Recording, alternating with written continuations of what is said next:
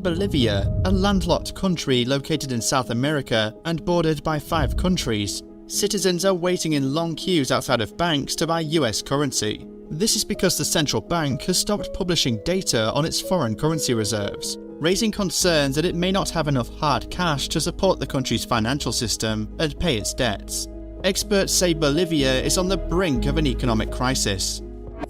But Bolivia is not alone. Lebanon, Sri Lanka and Pakistan are facing a similar fate, all of which have seen a decline in foreign reserves of at least 75% since 2020. Meanwhile, Bolivia's net foreign reserves have fallen from a peak of over $14 billion in 2014 to less than $400 million now.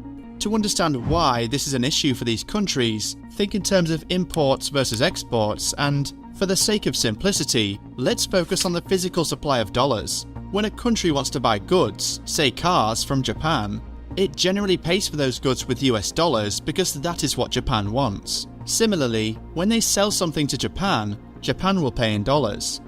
As no single country can produce everything it needs, so they need US dollars, as it is the international currency for imports and exports of goods. But why do Bolivians want dollars? Because Bolivians believe their currency, the Boliviano, is losing its value due to the fragile state of the Bolivian economy. Many businesses in Bolivia prefer to use the US dollar as their primary currency instead of the Boliviano, and those looking to buy imported products prefer to use dollars. So why is Bolivia's economy so troubled? There are a couple of reasons. When the Federal Reserve, America's central bank, started raising interest rates last year, it became harder for countries like Bolivia to take on foreign debt. The war in Ukraine has made fuel imports much more expensive, so the government has started using its reserves to support the value of its currency. This means that Bolivia is buying its own currency in the foreign exchange market using US dollars. This is done to increase the demand for the Boliviano and stabilize or increase its value, which has been fixed at a rate of 6.96 Bolivianos to the US dollar since 2011. Additionally, the government is also using its reserves to provide financial support or subsidies for fuel. The shortage of US dollars in the country has been made worse by recent problems, but the underlying cause is a long-standing issue. In recent years, Bolivia has experienced political instability, particularly in the aftermath of the 2019 presidential election, which was marred by allegations of electoral fraud. The election was won by Evo Morales, who has been in power since 2006, but his victory was disputed, and mass protests erupted throughout the country. The military ultimately intervened, and Morales resigned and fled the country, leading to a period of political uncertainty. Before 2019, the country was doing very well. It was growing rapidly and improving living standards for its people. According to the World Bank, the proportion of people living on the equivalent of less than $2.15 a day, after adjusting for inflation, fell from 15% in 2005 to 2% by 2019, which many called Bolivia's economic miracle. It would be easy to blame recent political instability for all of Bolivia's economic problems, but it's a longer-term issue. Bolivia has an economic model that is no longer sustainable, like dozens of other developing economies around the world that are starting to face very similar challenges today. So, what is Bolivia's economic model? What's happened to its economic miracle? And finally, what is its last hope? In the 19th century, the term neoliberalism was used to describe the political and economic ideology that re-emerged in the late 20th century as free market capitalism. In the aftermath of World War II, West Germany was faced with a shattered economy and a dire need for reconstruction. The country's government began to implement a range of economic policies that emphasized private enterprise, free trade, and reduced government intervention. These policies included the dismantling of trade barriers, the removal of price controls, and the privatization of state-owned industries.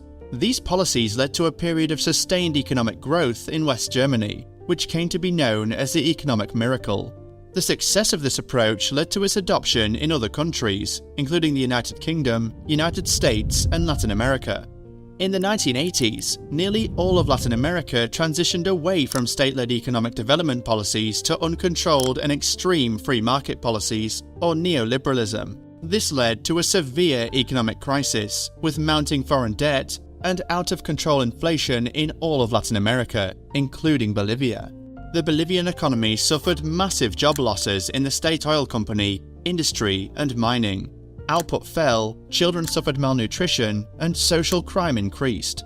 The Bolivian government sought US aid and needed Washington's considerable leverage to get loans with the World Bank and IMF to stabilize the situation. But the World Bank wanted something in return. It required Bolivia to ban coca production and privatize the country's railroads, airlines, telephone systems, and oil industry, including water services. The World Bank recommended taking a hardline stance, advising that no subsidies should be given to ameliorate the increase in water tariffs. This led to vast protests, known as the Water Wars, which erupted in Cochabamba, Bolivia's fourth largest city, between December 1999 and April 2000. In 2003, the IMF advised the Bolivian government to implement austerity policies aimed at reducing government budget deficits through spending cuts, tax increases, and the sale of Bolivian natural gas deposits to foreign firms. These policies led to protests that erupted in the city of El Alto and spread throughout the country. The protesters demanded that the government nationalize the gas industry and halt plans to export gas to the United States and Mexico. The government responded with force, leading to violent clashes between protesters and security forces that resulted in dozens of deaths.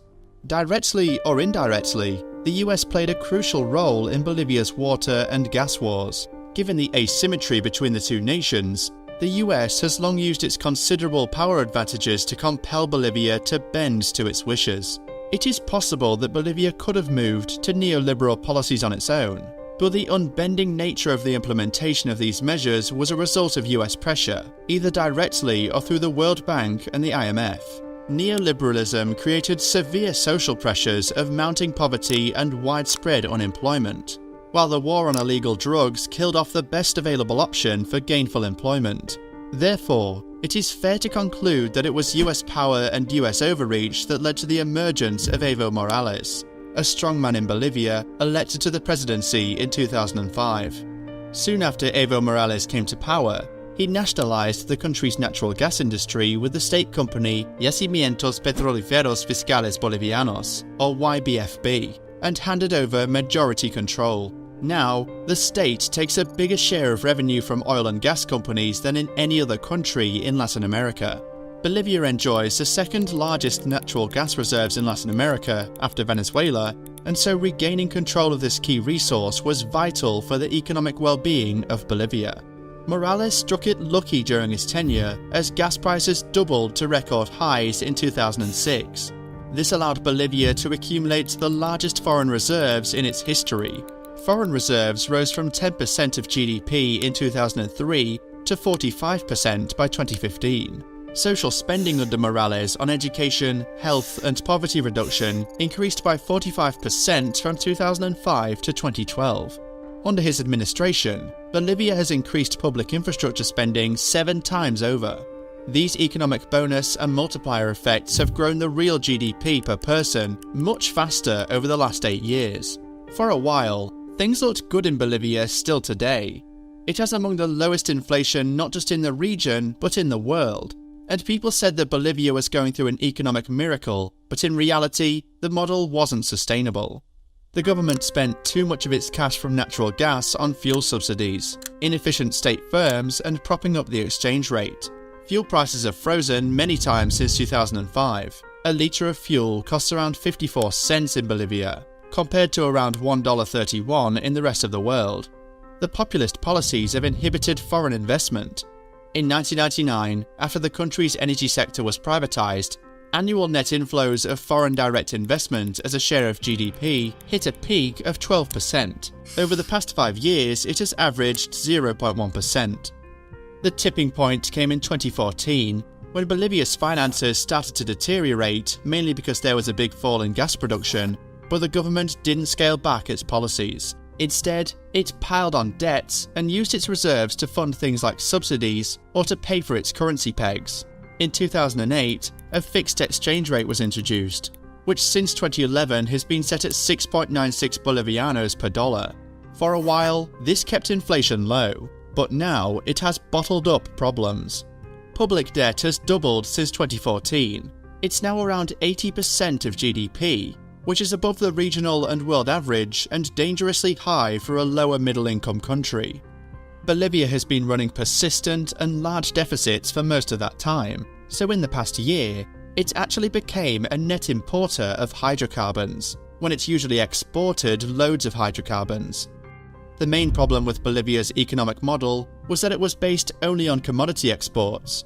It failed to develop basic industries, such as steel and petrochemical plants, for the industrialization of its vast natural resources and to diversify the economy. Now, both gas prices and production have been falling since 2014, and the cash gusher is running dry. The country's gigantic informal economy provides a cushion against a meltdown. Over 2/3 of Bolivians work in the informal sector, which is one of the highest shares in the world. Since fuel in Bolivia is so cheap, much of it gets smuggled abroad and sold at higher prices. So there are dollars circulating in the Bolivian economy, they're just not necessarily in government coffers.